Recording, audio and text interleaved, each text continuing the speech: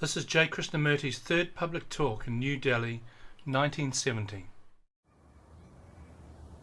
I think we were going to talk about death, weren't we?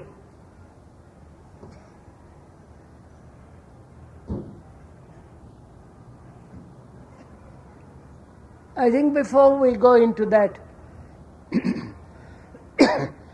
rather complex subject, we ought to consider what is time. And in relation to time, we should also examine what is space.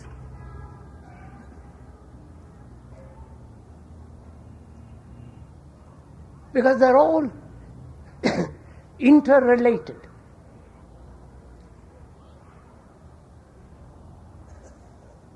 No problem, however complex it is isolated.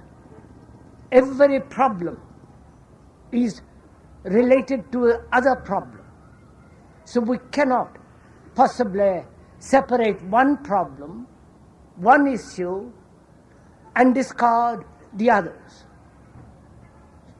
We have to take all the problems, or one problem, in understanding it completely, going to the very end of it with reason, logic, sanity, objectivity, we'll be able to solve all the other problems.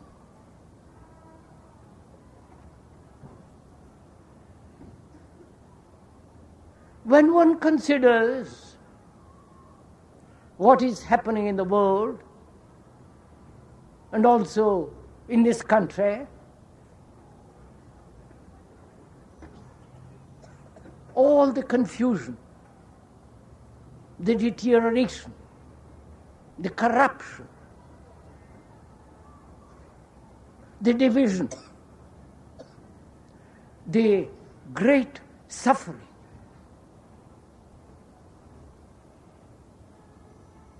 it behoves that all of us should change, should bring about a different world, should create totally different social structure, not only here, but the world, because we are part of the world. We are not separate from the world. And in seeing the utter chaos, the great confusion and misery, it seems to me we must take not politics by itself or the economic situation of a particular culture, or separate all this from science, but take the whole movement of life, whether it is in the laboratory or in the field of economics, or in the so-called religious field, it should all be taken as a whole. And that is our problem. Not to fragment it, not to divide it, but to take the whole movement of life as a unit and deal with it. And in this movement of life, there is time, space, love, and death.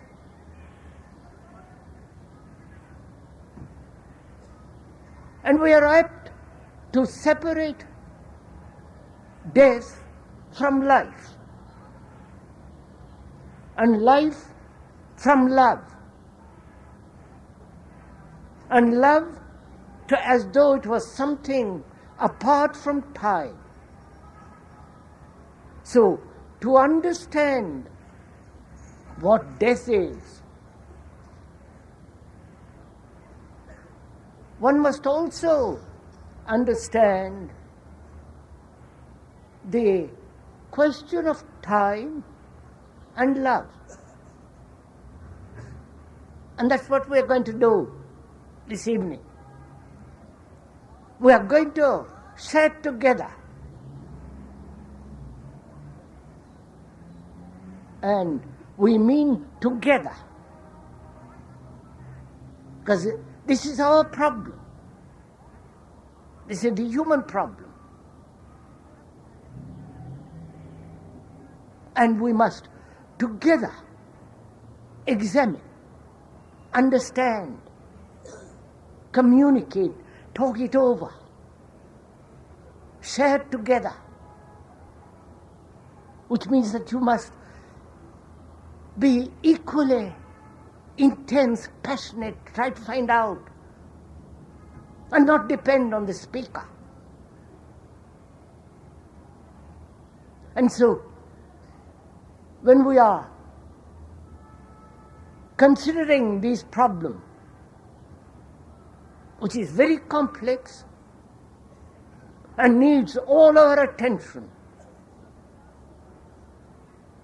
and naturally our passion, because without passion you cannot possibly understand anything. And as we said when we last met here,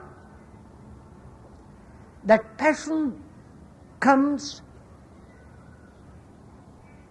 out of the flame of sorrow.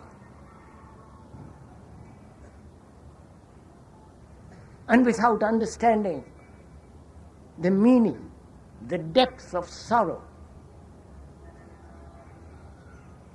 one will not have the energy,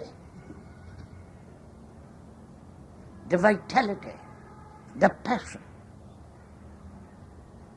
to investigate and find out for oneself what love is and what death is.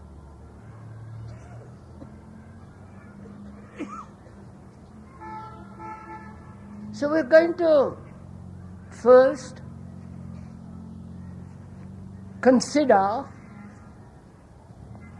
what is time.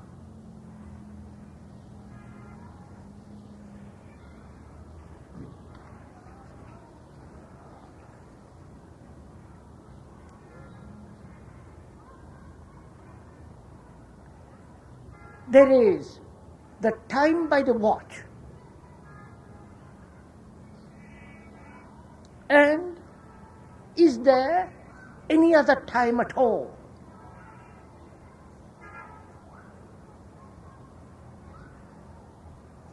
Time involves process, the gradual becoming.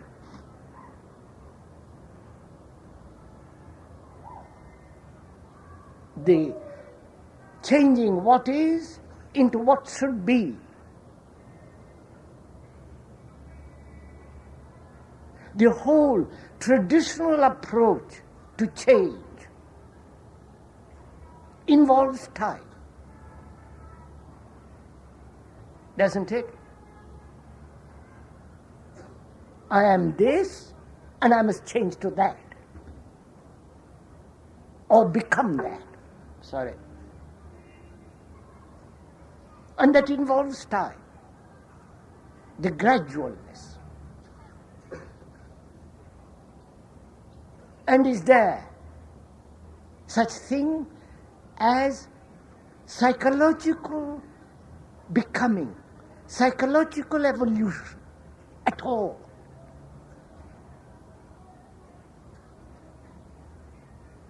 You understand my question? The speaker is not putting that question, you are putting it to yourself. Because you have to find out this very crucial question, because we're going to deal with death, which is part of time.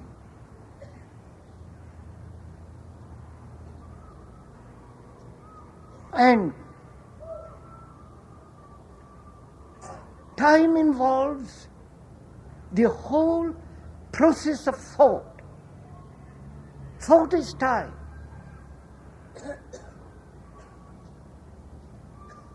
And as we pointed out the other day, thought breeds, sustains fear. And to understand what is the extraordinary thing that we call death, and it must be extraordinary, the ending, of which we are so frightened. And to understand this fear, this thing called death, one must really comprehend for oneself what time is. Why thought has invented time, apart from the chronological time. Is there a psychological inward becoming, transforming, changing? All that, if you admit time, a sequence, a process, then you will have to accept time as a means of achievement.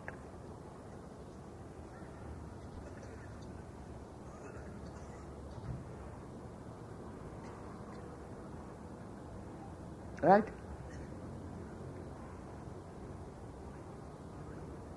And what then is change? The psychological change. We're not talking about the biological evolution. As we pointed out again, from the bullock cart to the jet plane, there is a tremendous evolutionary process of vast accumulated knowledge. And to accumulate knowledge involves time.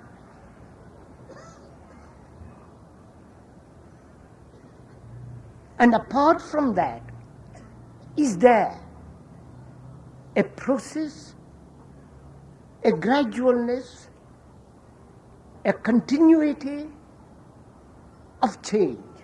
Or is there a psychological revolution in which time doesn't exist at all?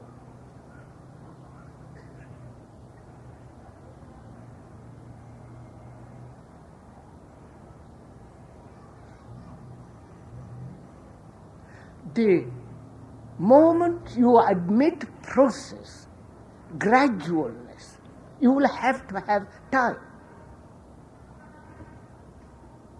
And on that,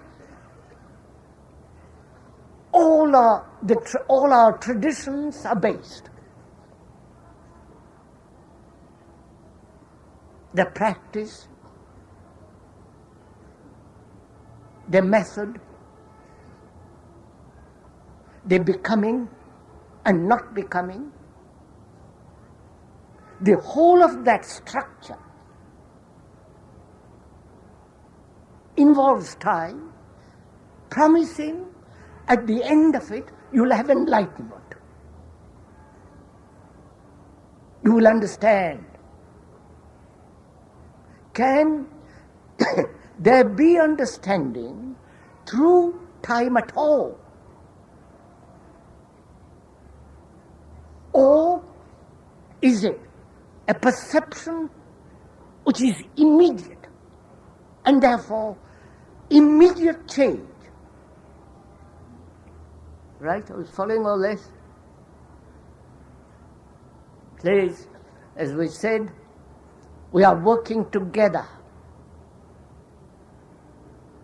We are examining together, sharing together this problem. Because we are asking if it is possible to break the chain of continuity.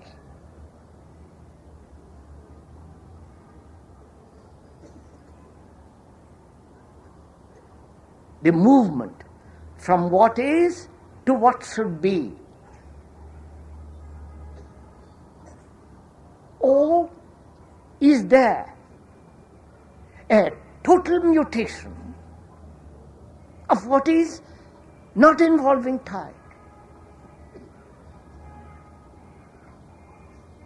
And to find that out, one must totally discard all the traditional approach, which is through gradualness, through practice, through sustained effort.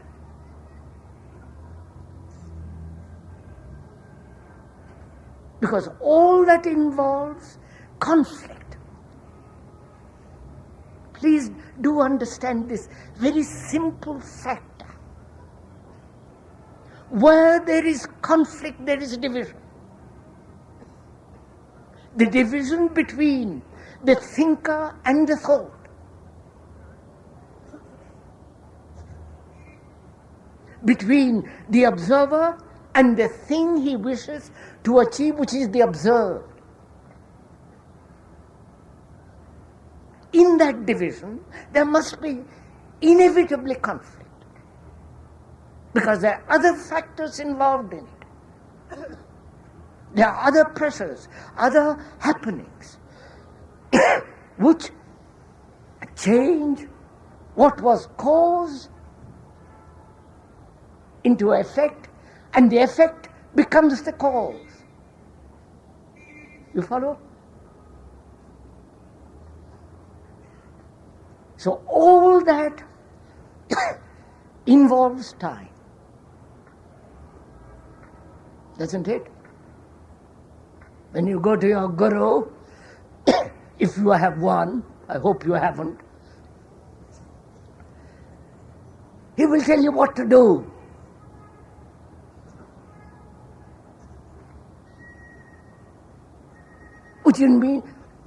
Which involves time. And you accept it because you're so greedy. You want to find something which through time you hope to find. You don't question. You don't investigate. You don't discuss with your guru. He won't let you.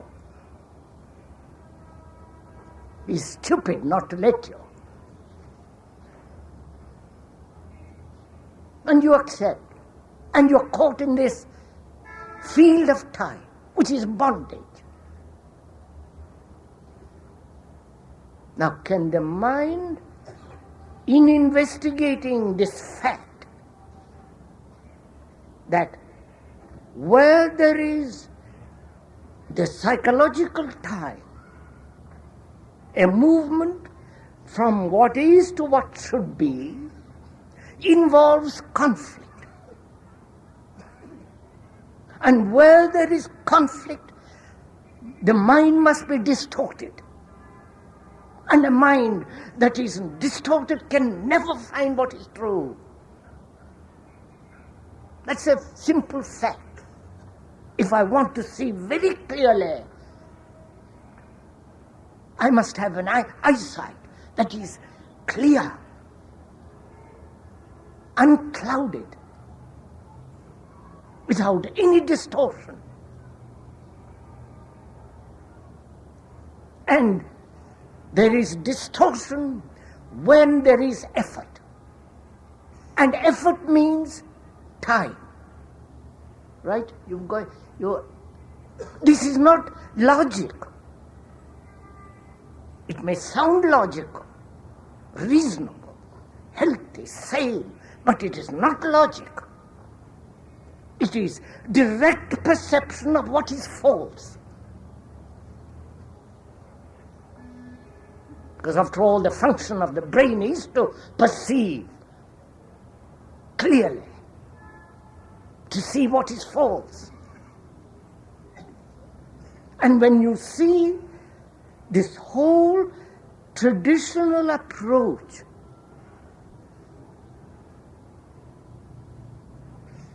of gradual becoming as a process, when you see that as totally false, then your mind has a clarity.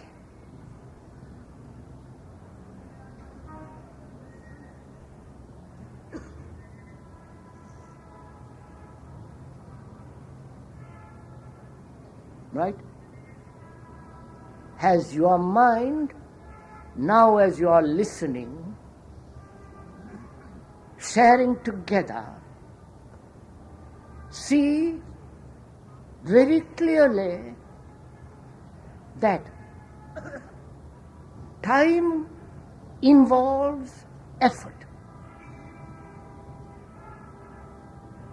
Effort means contradiction between the observer and the observed. The thinker who has placed the thought as an idea to be achieved, right? And where there is division, there must be conflict. As there is division between the Hindu and the Muslim. You are inviting conflict.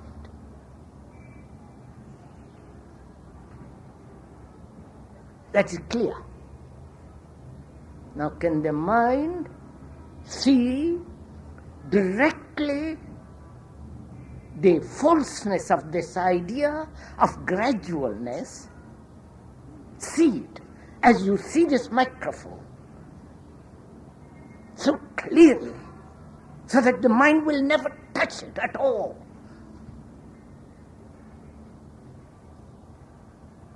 That is seeing the danger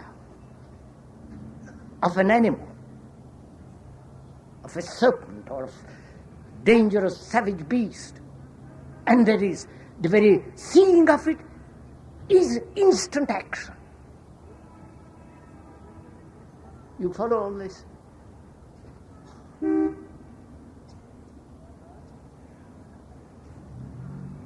So, perception involves a mind that is not caught in the bondage of time. Do please understand this. Once you understand this fact, your whole structure of thought changes.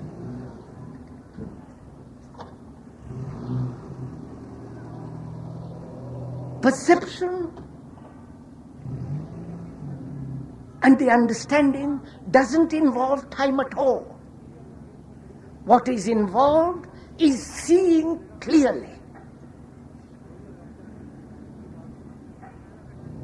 And to see clearly, you must have space. Right? Space not only outwardly, but inward space. That means space in the mind.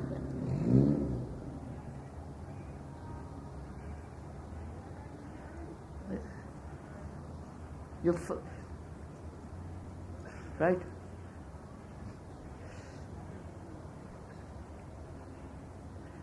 I'm not asking for encouragement. I want to say very clearly that you understand that we are, both of us, communicating with each other.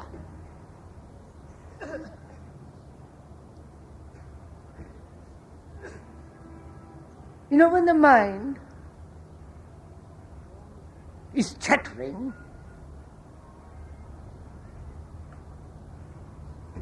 filled with knowledge, knowledge being the past, apart from the technological knowledge, which is obvious and necessary. When the mind is crowded with knowledge of yesterday, the events of yesterday, the pain of yesterday, the various remembrances of yesterday, when the mind is crowded, there is no space. And where there is no space, there is conflict. Right? Am I talking Greek?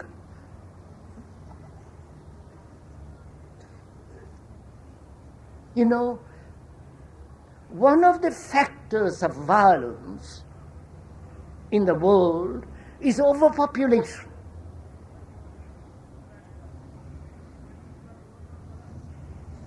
Like in a crowded city, when every street is full of people, there is no space. And man needs space. Outwardly, for the moment, needs space. They have made experiments, I've been told by a friend, on rats, on mice, when there have been, many of them have been put in a very small space. Then they fight each other, the mother destroys the baby, there's complete disorientation. Right? And that's what's happening in the world. That's what's happening in every large town. Overcrowded, overpopulated.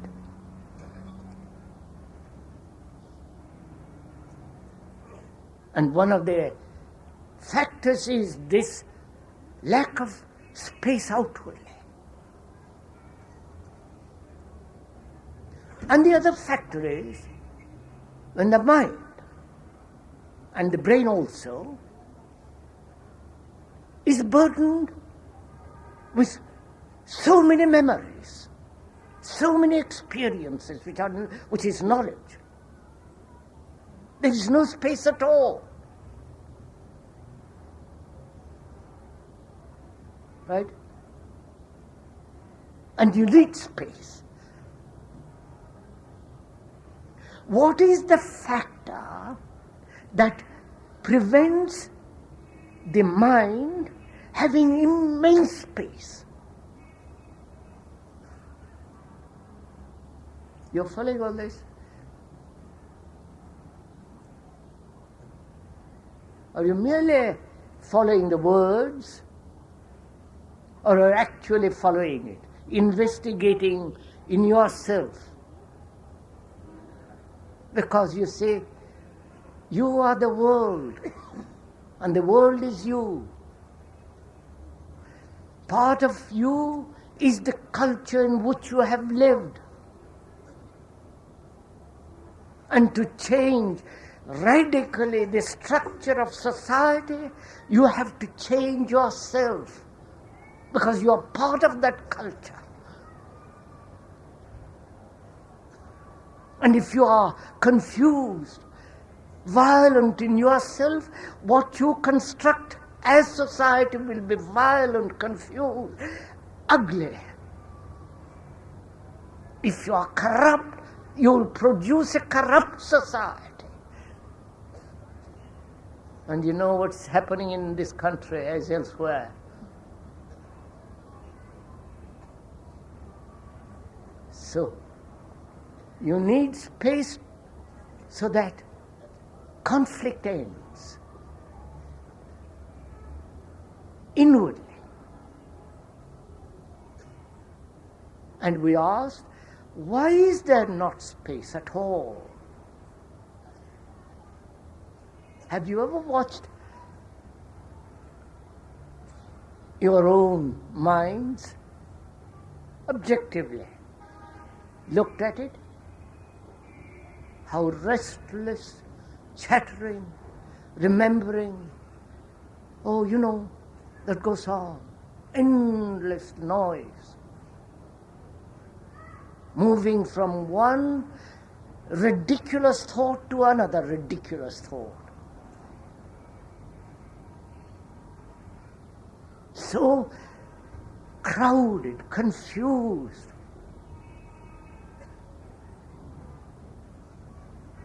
And why, how does this happen? You're following all this? Do please follow it. Not the speaker, but watch yourself, follow yourself, investigate into yourself.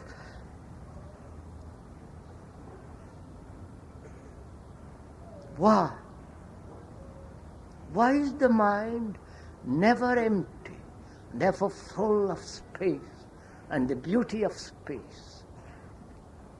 When you look from a hilltop or from a vast plain, you see the whole horizon, the vast sky, the beauty of it, and the stillness of it.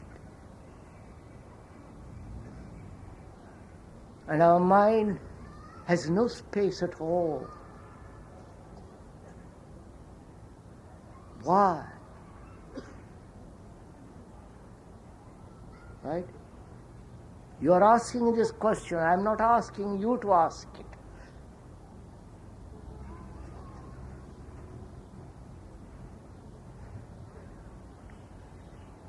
Isolation creates space.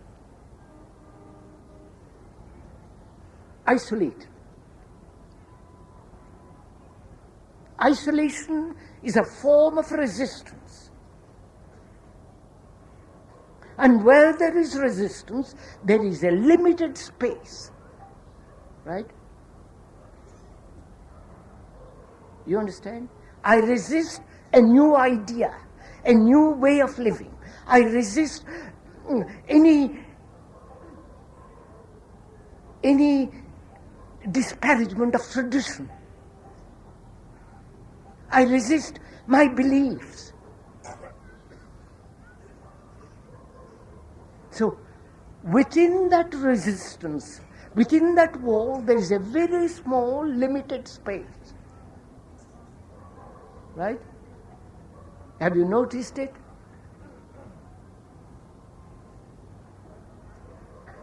Right? And this resistance is part of will. Not you following? Huh? I must do this. I should not do that. I want this. Will is the factor of resistance. And will is the part of thought which says there must be an achievement, there must be a change, I must become something. Right? So the factor of not having space is this isolating process of thought as the me. Right? Now do get this.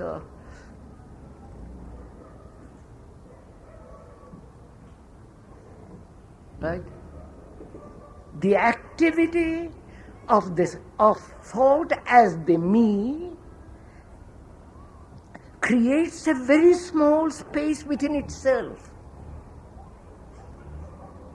Because if you observe yourself, you will see how you act within a very limited area, very small area.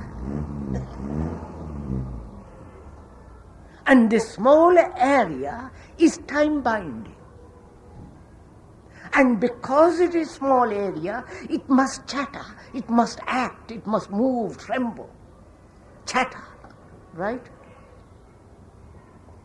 You see this? No, don't nod your heads, please. Once you see this, that any activity of resistance, which is the action of will, must limit and isolate space in which the me, the I, the self-centered action is going on.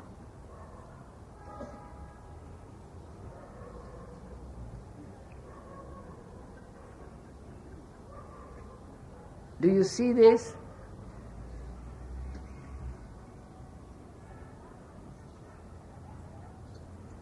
Therefore, there is a duality, the me and the not me, right?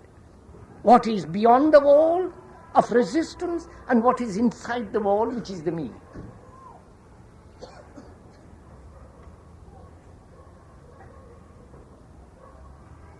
And will in the sense of assertion, dominance, ambition to be, the desire for power, possession, prestige, which each one wants, not only the politician, but also you want it. Otherwise you won't elect the politician.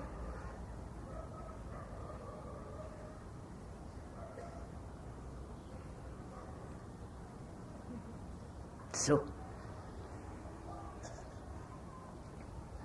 if you see that, not intellectually, not verbally or logically, see it, how the mind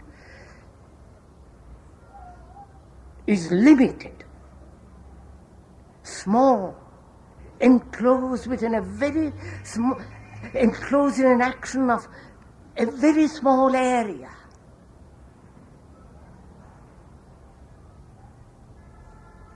And as long as that area is very limited, there must be conflict. And therefore there is no space. Right? So can there be action? Please listen to this. Can there be action without will?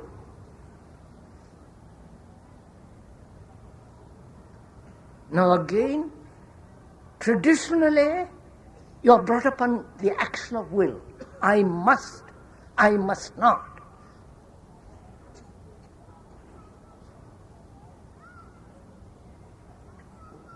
And therefore, the must and must not, the do and the don't, is a form of resistance. You follow? And therefore,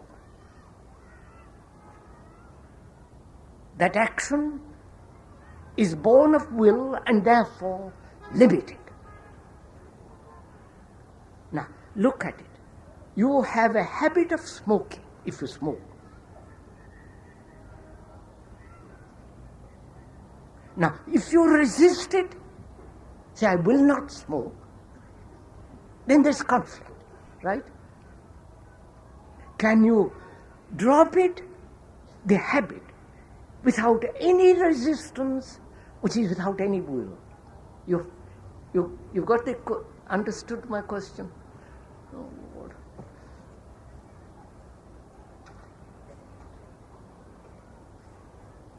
And you will only drop it if you understand the whole nature and the machinery of habit forming, which we won't go into now, that's not the point involved. So, when there is space in which time doesn't exist at all, which is time in the sense psychologically, then there is no conflict whatsoever.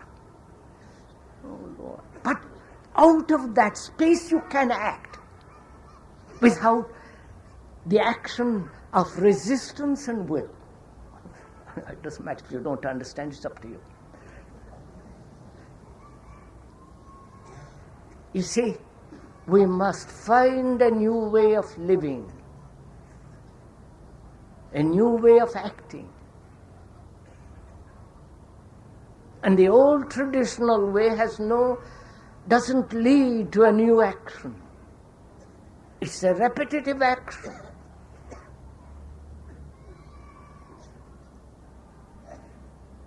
And to find and to act in a totally different way, one must have this quality of mind in which there is complete freedom of space, right? So time is thought. And thought and time is sorrow.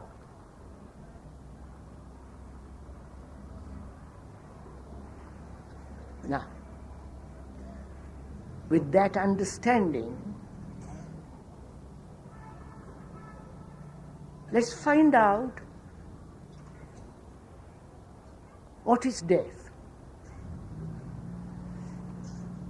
Right?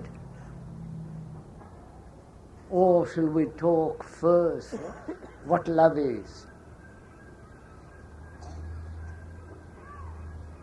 Because if you don't know what love is, you don't know what death is.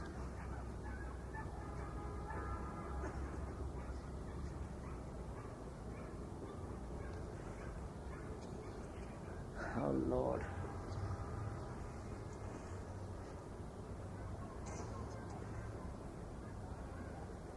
What is love, sir? Is love pleasure? Is love desire? Is love associated with sex?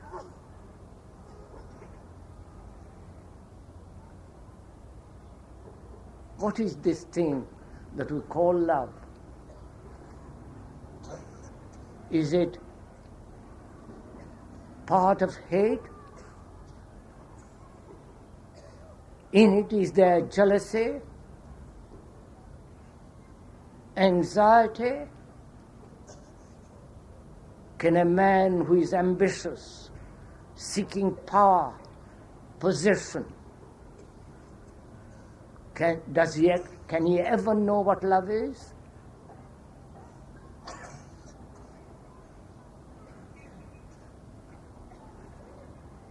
We're all talking it over together. Find out. When you say, I love my family, husband, wife, or the girl or the boy, what does it mean?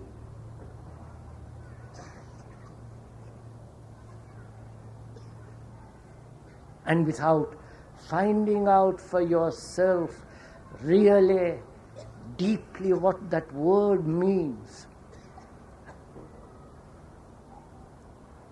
how can you ever find out the meaning and the depth of death? Because is love a matter of time, something to be cultivated, something to be practiced? Right? Do you think it is to be practiced? Something your guru will tell you what to do, at the end of it you'll achieve love? Is it the result of thought, time, a process?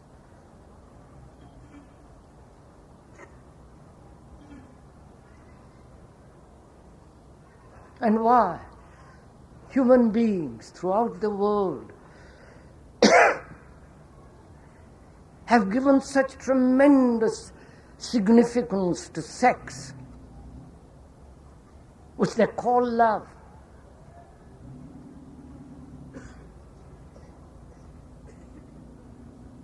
Have you noticed in your own life why sex has become such consuming an important thing? Why? Well, sir, do answer it.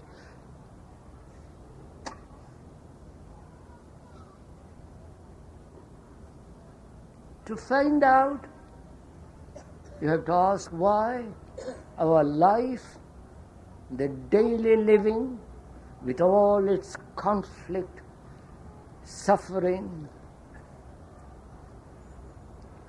the agony of everyday brutality, why our daily life has become so mechanical. Right? Isn't your life very mechanical? No? Going to the office every day, following the tradition every day,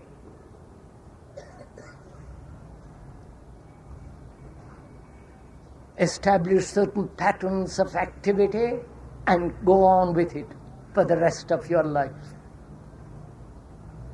Certain beliefs, God or no God, or higher self, lower self, all that nonsense. You get into a habit and repeat. It will be a marvelous thing if you said to yourself, I will never repeat anything that I do not know. You understand? That you yourself have not completely understood. Not repeat what somebody has said. Not the Gita, the Quran, the Bible, or your favorite sacred book. Because that has become also a habit, a routine. And if you say to yourself, I will never repeat a word that I have not myself understood, that I have not heard from another. Do try it and see, find out.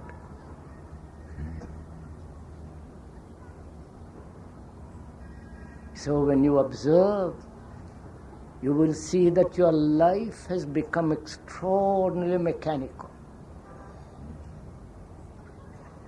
Right? Do you see that? Huh?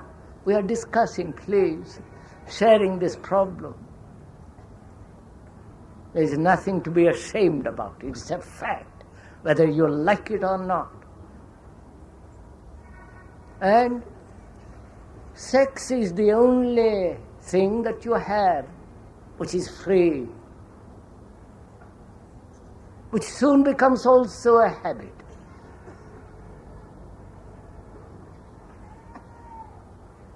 And all this thing you call love, right?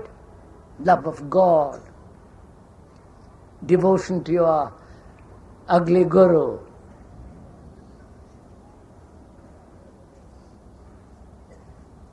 to your idol, to the hero, the guru, the thing is yourself to whom you are devoted, right? And all this you call love. And is it love?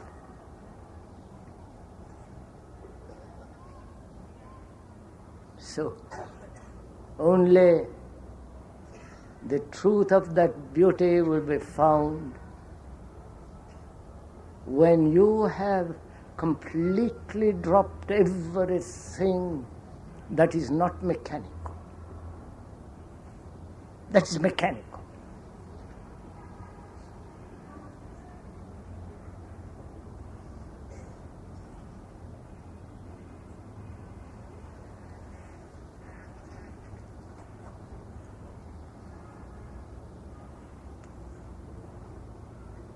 Have we time to go into this question of death now? We've talked for 50 minutes. Shall we go into it now?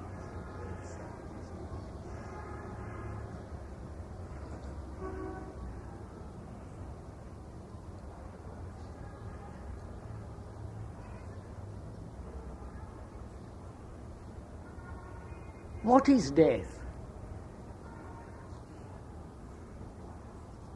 Of which we are all so dreadfully frightened. What is it? Simply put, coming to an end. Right?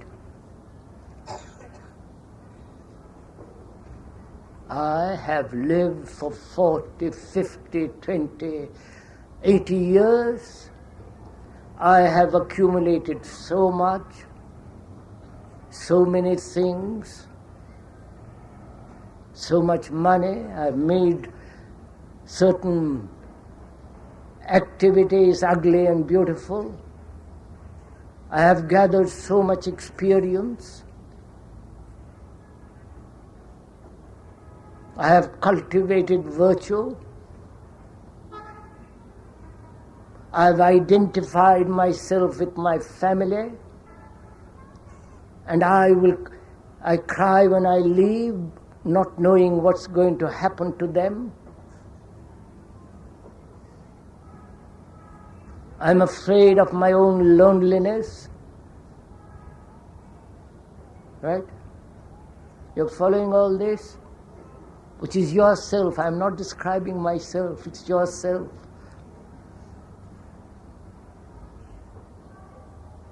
And this, you say, this must end. And you want to find out, if this ends, is there something after?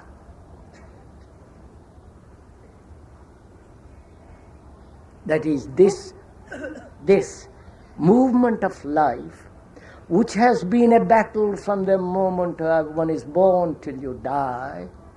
This thing called living, which is not living at all, this battle endlessly, which you call life, living, struggle. And will that continue next life? Right?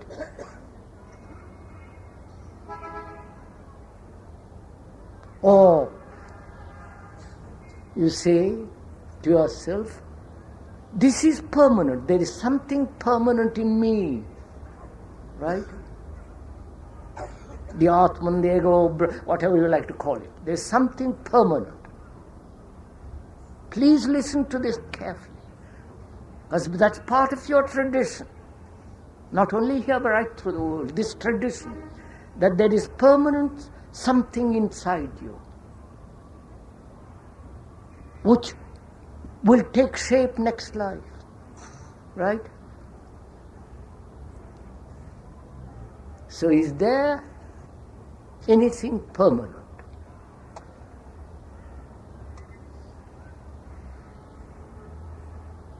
Thought has put all this together, hasn't it?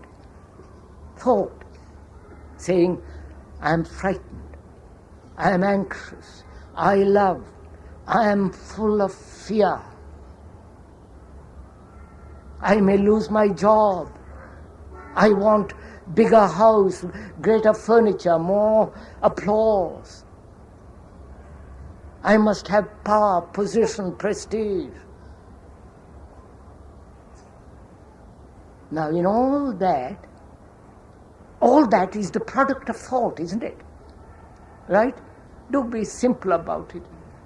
It is not created by whatever it is. It's created by thought of everyday activity. The image which thought has put together. Right? Now, is there anything permanent?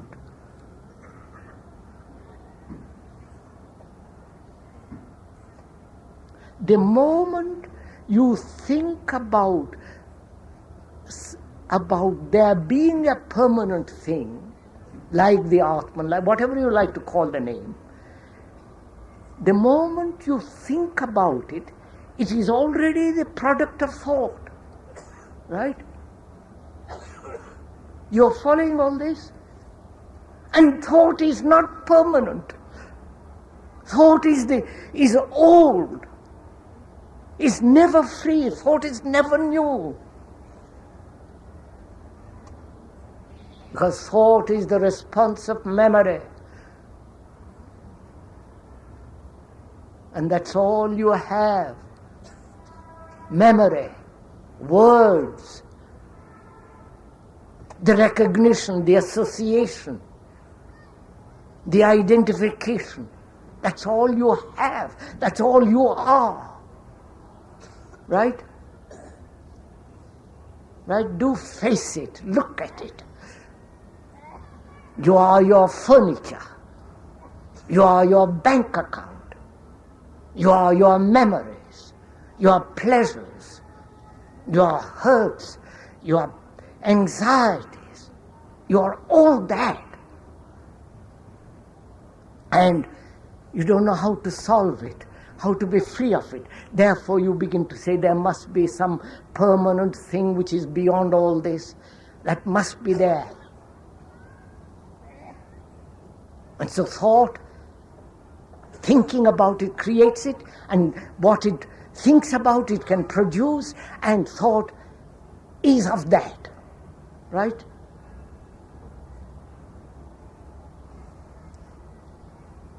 If there is something real, something which is beyond time, time must never touch it. Right? Which is thought can never touch it.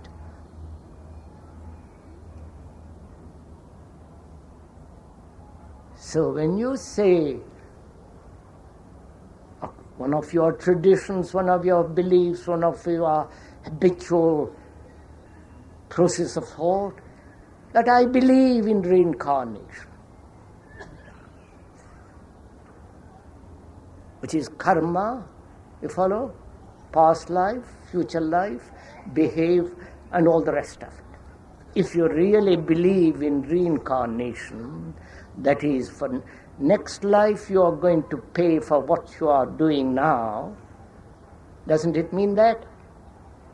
It means then that you must behave now, doesn't it? No? You must be righteous now, not tomorrow.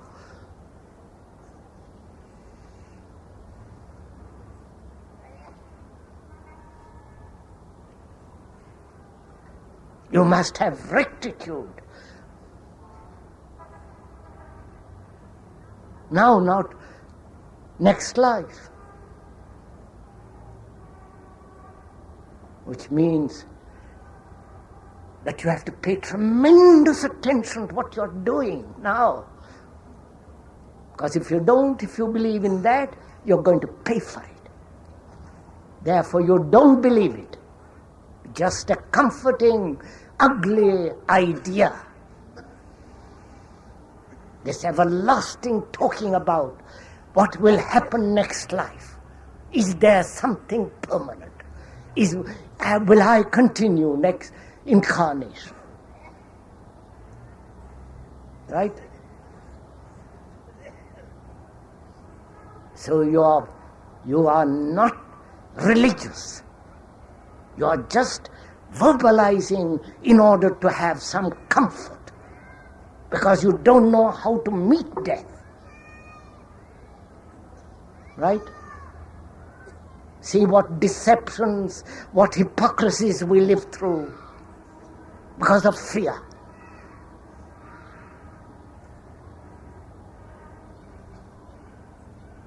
So can you,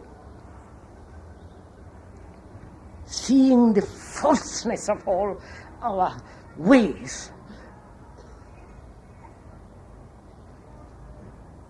which is time that says, I will behave next life, I will be good, I will cultivate virtue, all avoiding.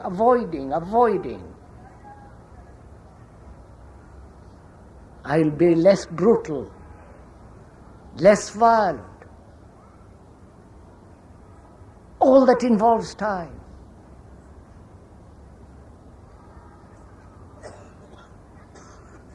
Because you're frightened of this thing called death. the ending of the things that you have called living. You understand? The living, which is your anxiety, your fears, your furniture, your petty little, shoddy little things that you have collected.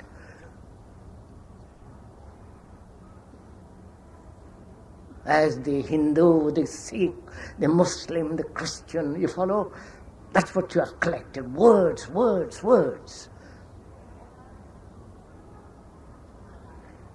Because in that you seek shelter and comfort.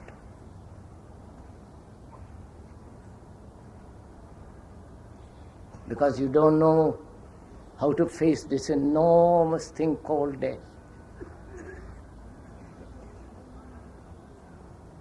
Which is the ending of the things known, not something unknown, because one is never frightened of the unknown. You don't know what it is. What you are really frightened of, letting go of the known. Right? Do look at it, please. It's your life, not mine, not the speaker's.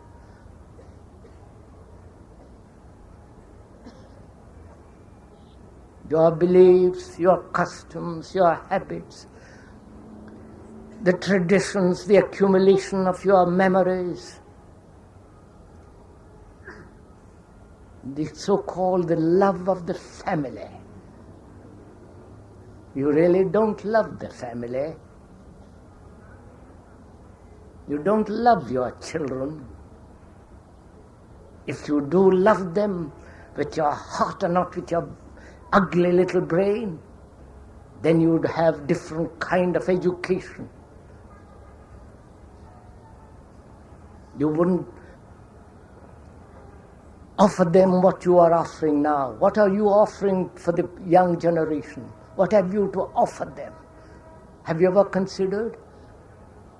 What have you, the older generation, to offer to the younger? Your beliefs, and they watch you and say how hypocritical you are. Your office, going off day after day, routine, is that what you're offering to the younger generation? Business, politics, army, your social morality, which is utterly immoral, is that what you're offering to them? And any intelligent man, boy, student, watching all this, he says, I won't touch it.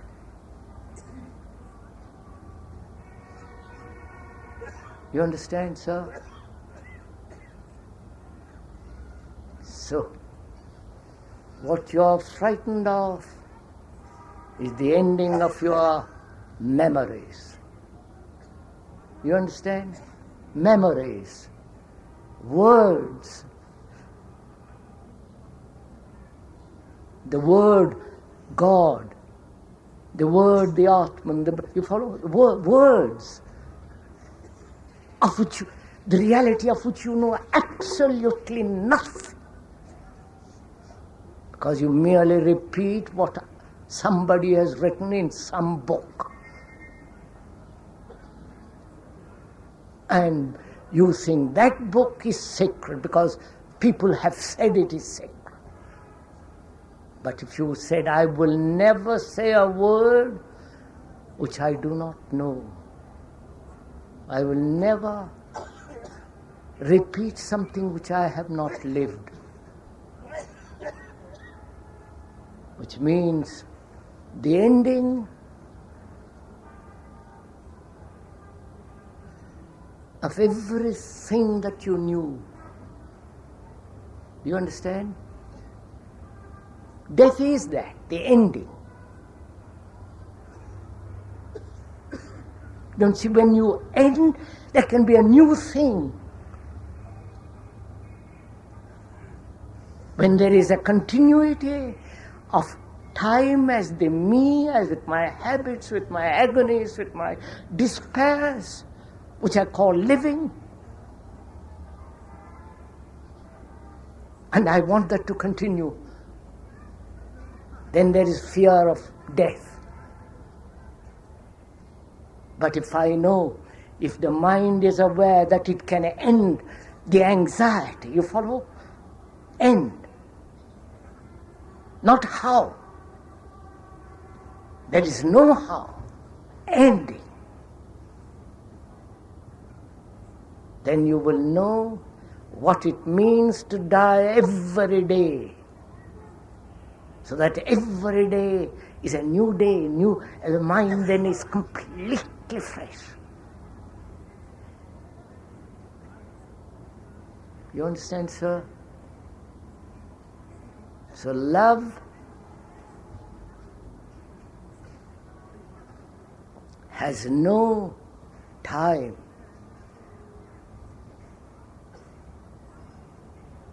It is not to be cultivated. Pleasure can be. And that's what you are doing. And the ending of pleasure is your fear.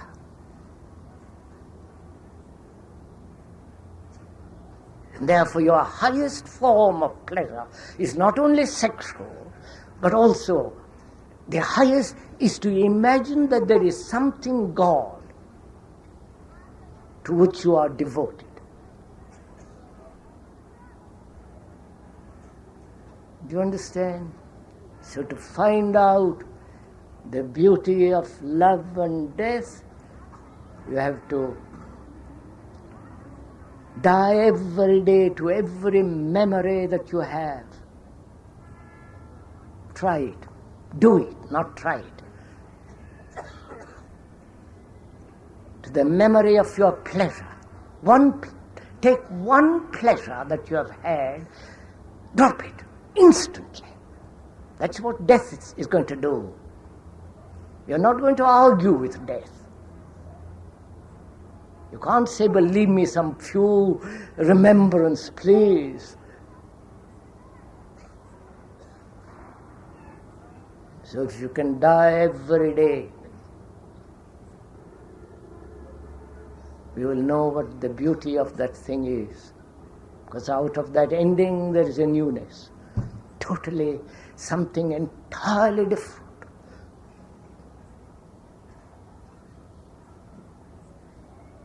But they cannot possibly be come upon unless you know what it means to live without a breath of effort. Right, sir.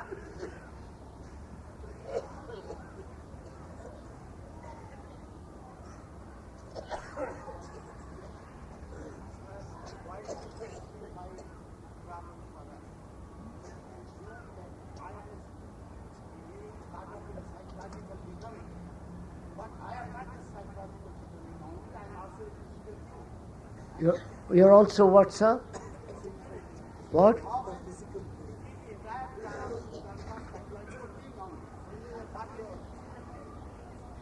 I said, sir, you are psychosomatic, right? You are both the body and the mind. I've been through all this, sir. You're not only the psychological continuity, you are the result of all time. You, however much you may separate from yourself, from your body, you're part of that whole structure.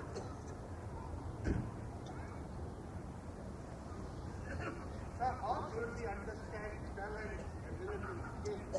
How should we understand talent, ability, skill? What, sir? How should we understand talent, ability, skill, talent, ability? How should we understand? What? How should we understand talent and ability? Whose talent? Yours or somebody else's?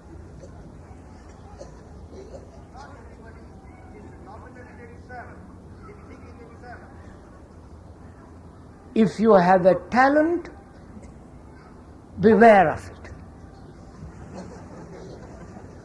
Because it gives you an opportunity to develop your own desire for power, position, prestige. Have you noticed it? Haven't you? A man who has a talent, a gift, whether on the piano or in the world or in politics or whatever it is, he uses that talent to become somebody. Haven't you noticed it? Haven't you noticed all these things? The man who is tremendously well known because he's a fiddler, violinist, and remove that violin, he's nobody. So a man, please listen, sir, a man who would find what truth is must be very aware of his talent and not use it. You understand? He must use the talent with great humility. You know what humility is?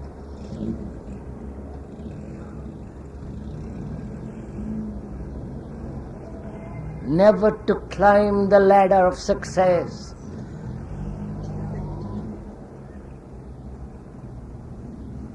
Never to be somebody in this world. When you have that humility, then talent is not a danger.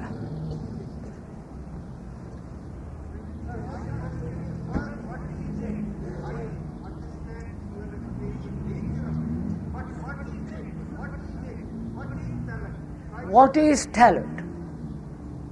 You want a definition from me?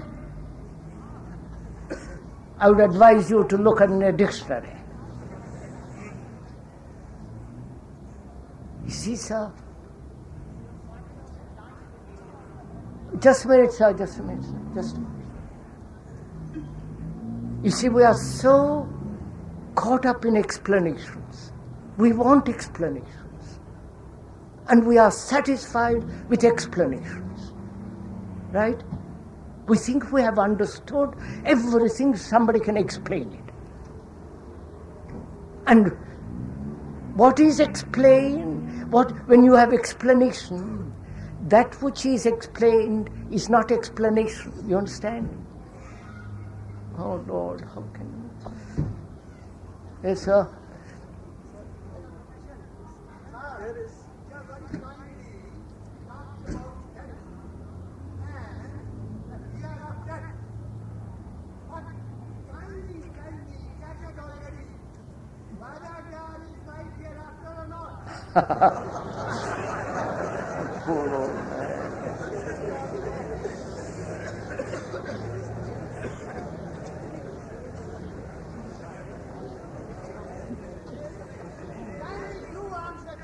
Yes, sir, yes, sir, yes, sir.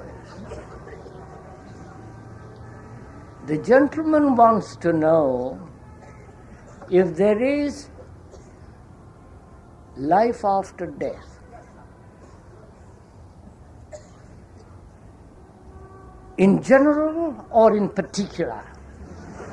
No, don't laugh. Please, don't laugh. This is not an entertainment. This is a very serious thing we are considering. Life after death, which is yours, mine, or his or hers, or mankind, the human being. You understand? Do listen, sir, please listen. You know what it means? The word individual means indivisible. You understand?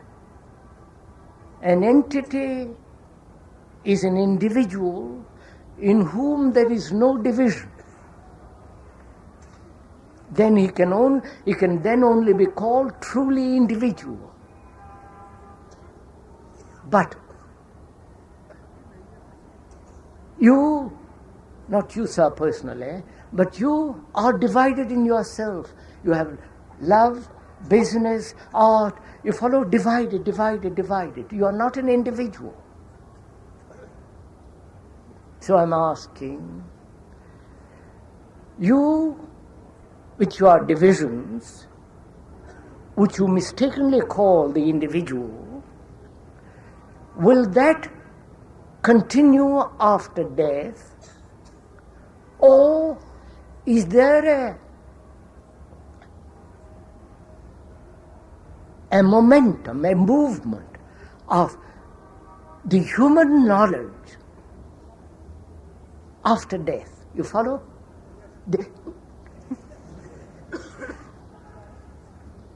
That is, shall I, when all this conflict comes to an end, which is death, shall I continue? Or as a human, listen to it carefully, as a human being, which is beyond the particular, right? That human being who has stored up infinite knowledge, not technical knowledge, but this knowledge of, of great sorrow, great suffering, great understanding. The man who has lived so extraordinarily, the beauty, the love, the compassion. Will that continue? You see the difference? Do you see the difference? Now, which is it you want to know? The you with your fragmentation, or the beauty, the love that strange thing called truth which man has touched, human being has touched. You follow? Which is it that you are asking that will continue? I am asking, sir, whether this body, Aha. our soul, is receiving the next life according to the karma. Whether there is some entity which goes beyond that and receives the new life according to the karma of this life. That is not my question. I told you just now, sir, very clearly, you believe in karma, don't you? No, sir. Ah. Then why don't you, sir? I believe karma is in this life. Emma? To know whether karma is in the next life is Well, for the love of Pete, sir, do listen. How can you know what there is, if there is a continuity of karma next life, if you don't know how to act with that karma completely, wholly now? Right? You say you are the result of your karma, don't you? That's simple. You are the cause, the effect. Now, can that cause effect come to an end now, so that you are living totally new now? No, you can't answer these questions because you have never gone into this. You have just repeat. Is there next life, a continuity, next life? But I want it from you who have experienced it. You have gone into this question. This is why I'm requesting yourself. I will tell you, sir, very simply. Negate everything that you know. Negate everything that you have heard. And I don't say you're playing with words. You don't know what you're saying, sirs.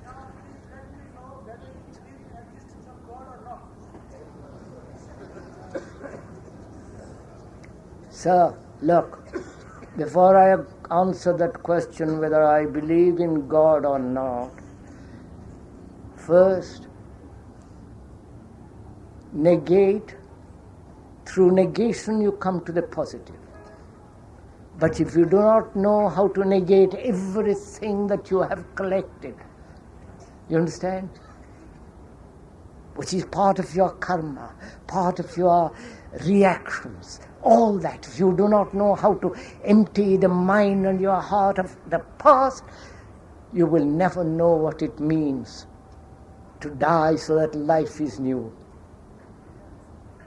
I am telling you, sir, put away the past completely. Yes, sir. Do I believe in God? Wait, sir. Just a minute, sir. Do you believe in God? Wait.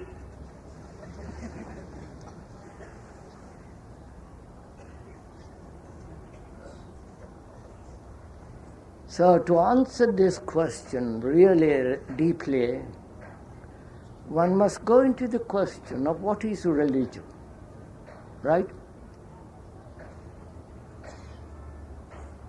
The man who believes in God, is he religious? And the man who does not believe in God, is he irreligious? Right?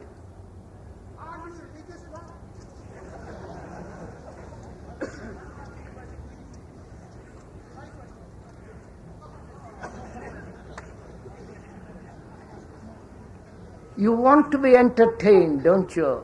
No, sir. I want to know the truth. I- The result of your experience, sir, to be enlightened. I want to be enlightened by your spirit. My question is what the God said to me and the speaker. Listen, answer my question. God is my country and the community is my religion. Wait a minute, sir. As it is now too late to answer that question, which is not, I'm not avoiding it. We're going to answer it next Sunday. Next Sunday at 5 o'clock.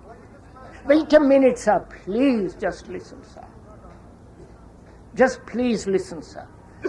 This is a very complex question. Like every human question, it's very complex. Not if there is God, if you believe or don't believe, which has nothing to do with it. Because you can believe in nothing or believe in everything. But to find out what the truth of the matter, the truth, not according to your belief or your opinion, according to your culture. The communists don't believe in God, right? Because they are conditioned that way. You believe in God because you are conditioned in one other way. So if one wishes to understand this, again, great question, because this involves what is a religious life, what is a religious mind, not what you believe, that's too childish, but what is a religious life. And to go into that, we need care, not assertion, not saying I believe and you don't believe, tell me what you believe, that's all. No meaning. But to inquire deeply, freely, to find out the truth of the matter. The mind that is inquiring, examining to find the truth is a religious mind. We'll discuss that next Sunday at 5.